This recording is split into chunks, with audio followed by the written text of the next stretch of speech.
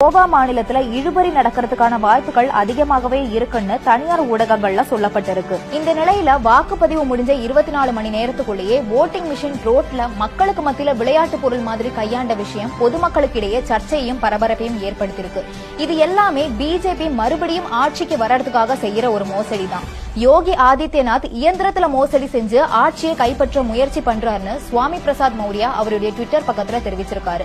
சுவாமி பிரசாத் மௌரியா இதுக்கு முன்னாடி பிஜேபியில இருந்த ஒருத்தர் தான். ஆனா இப்போ சமாஜ்வாதி பார்ட்டில இருக்காரு. ஓட்டிங் மிஷின்ல மோசடி செய்யறதாகவும் ஓட்டிங் மிஷினை திருடினதாகவும் தற்போது தேர்தலில் போட்டியிட்ட அகிலேஷ் யாதவ் குற்றம் சாட்டின விஷயமே சர்ச்சையை ஏற்படுத்தியிருக்கு.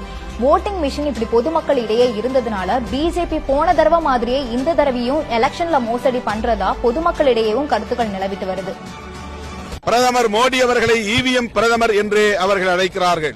இந்தியா கூட்டணி கட்சிகள் அனைத்தும் ஒருமித்த கருத்தின் அடிப்படையில் இவிஎம்மோடு 100 விழுக்காடு விவிபேட் என்று சொல்லப்படக்கூடிய ஒப்புகைச் சீட்டுகளை இணைத்து தேர்தலை நடத்த வேண்டும். அந்த ஒப்புகைச் சீட்டுகளை வாக்குப்பெட்டியில் போடுவதற்கு உரிமை அளிக்க வேண்டும். அதனை எண்ணி தேர்தல் முடிவுகளை அறிவிக்க வேண்டும் என்று தீர்மானங்கள் நிறைவேற்றப்பட்டிருக்கிறது. இந்தியா கூட்டணியின் தீர்மானத்தை மீண்டும் வலியுறுத்தக்கூடிய வகையில் இன்றைக்கு விடுதலை சிறுத்தைகளின் இந்த ஆர்ப்பாட்டம் நடைபெறுகிறது.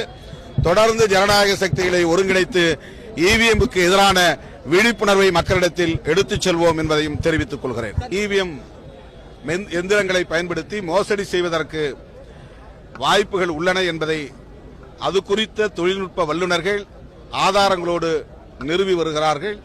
அந்த அடிப்படையில் தான் இதை நாங்கள் முன்வைக்கிறோம்.